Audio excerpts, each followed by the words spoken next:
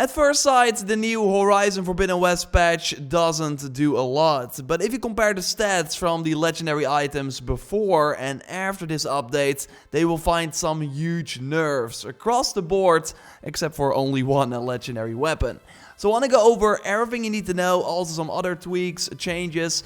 We also got positive news, like right now, you can finally get 100% completion in the game. First, some things would not be counted properly, or there were missable machines you could only find during certain missions, but not in the open world. So if you missed them, you were out of luck. One of those machines was the Apex Sentry Scrounger. Before the update, if you went to a Scrounger site at night to increase the Apex spawn, you would never see this variant. While now, after installing the patch, if you go to the Scrounger site in the Daunt or near Las Vegas, you will be able to spot them, so scan them and they're added to your machine catalog. So now, according to Elgear, a Forbidden West speedrunner, the only missable machine is the Apex Grimhorn you can find during the second first side mission, where you of course fight them with So. We scanned them here, but if you did not do it, you will not be able to find this variant again. So maybe Gorilla will add them to one of the Plowhorn sites later on. And by the way, speaking of that second first side mission, they fixed an issue where So would not be in Plainsong after completing all main missions. So if you did not go back to her after finishing the second first side mission, totally check it now, because she will give you an armor set for your troubles. I don't think this is needed for the 100%, but the final character in the character bio is now finally revealed, and it's the leader of the Sons of Prometheus, who we fight with Errant after doing all the rebel camps. First, even after doing that mission, this spot was always a question mark, but now if you completed that, you can view her icon here. They also fixed issues with the black boxes, where they could not be picked up or handed in with Utalu, who you of course find near the arena over here on the map. You have to exchange the boxes for items in her shop, and when you got all 12 of them, you will also get the wings of the 10 legendary Blastling. So hopefully, if you were having issues, you can now finally get this weapon. Although they did nerf it a lot with this update, but more on that in a moment. And by the way, if you liked the video so far, leaving a like on it would really help me out. And subscribe, because we will keep you up to date on everything Horizon and all the changes. Because again, there are some big ones. Let's start with some nerfs they did talk about, like a slight decrease of the shock state duration for all the medium and large robots. So we looked at some pre-patch footage for the Tide Ripper, and seems like the electricity state was 25 seconds at first. Well, now if we shock a Tide Ripper, and let's put the footage next to each other, you will see that the duration has been significantly decreased.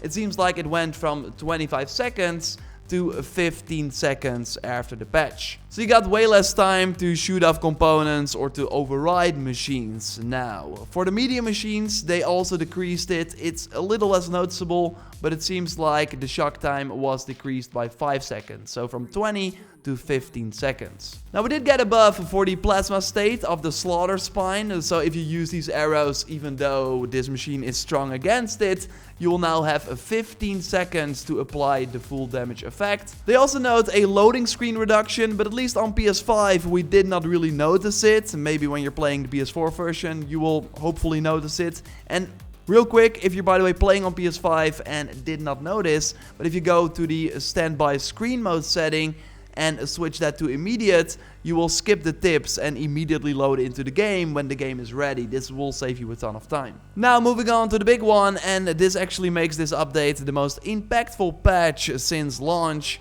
Every legendary weapon namely got nerfed in some way, except for the Tinker's Pride you get from all the hunting grounds. This one actually got buffed with a recent update, so it now remains the same. While the Wings of the 10 Blastling has seen some big changes for every ammo type, with the big one totally being for the adhesive bombs, going from 211 to 145. Which now means that you need at least one more shot to have the status effect trigger in most situations. The Bolt Blaster Blast Forge from the arena got some small decreases for every ammo type, while the nerfs for the Sun Scourge are way more noticeable, and this, by the way, the weapon you get after completing all the rebel camps and helping Errant. So the first damage number you see for these arrows is the damage you do when the arrow hits, while the number below that is the build up, so the amount of arrows you need for the full status effect to trigger. And well, as you can see, that is what mostly got nerfed. 284 fire to 210, frost 268 to 194,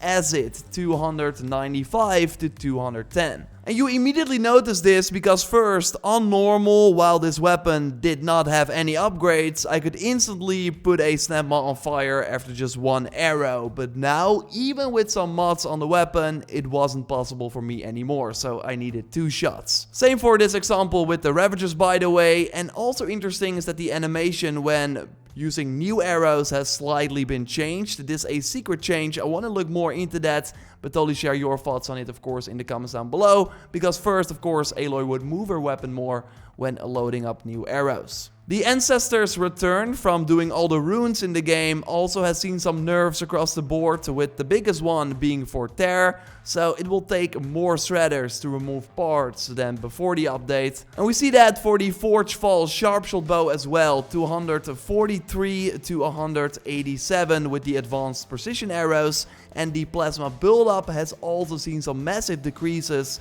so it will now take longer to apply that effect. This is pretty interesting. The Sky Killer Spike Thrower actually has seen some small buffs for the explosive spikes. Only the fire buildup from the fire spike was significantly decreased, although you would never really use that for the fire buildup anyways. But yeah, now it's even worse. So Guerrilla notes that for legendary weapons, they lowered starting base stats to match weapons within the earliest acquirement tier. So how I read this is that they basically wanted to make purple weapons more viable, while before this update, the legendary version of that was the clear winner. But now we got huge nerfs also for the advanced hunter arrows of the Death Seeker's Hunter Bow, going from 77 to 72, and the tear from 279 to 217. So again, sure, this was with some mods, but it was still the same version before and after. If I remove the mods, the damage is 64, while on the fully upgraded Sunshot Purple Bow, it's 74. This bow also has a 65% draw speed on level 5, so you could now totally argue that this bow is better than the legendary Deathseeker bow from the arena. Again, I totally want to test this more, maybe do an updated best weapons video, but yeah, the stats don't lie. Same for the Karja's Bane legendary warrior bow on level 5 versus the Death Rattle purple warrior bow on level 5. The light arrows of the legendary bow have 44 impact damage, while the light arrows on the purple variant have 52 on the same upgrade level. Now, of course, legendary weapons have 2 extra weapon coils, but again, you might find some perks on the purple variant more useful than what you can achieve with extra purple coils. So quite a lot to take in. I want to test this more as well, but right now though, I'm not sure if this was the right move, because legendary weapons take way longer to get, but if a purple item you can just buy is sometimes better, then it kind of ruins the excitement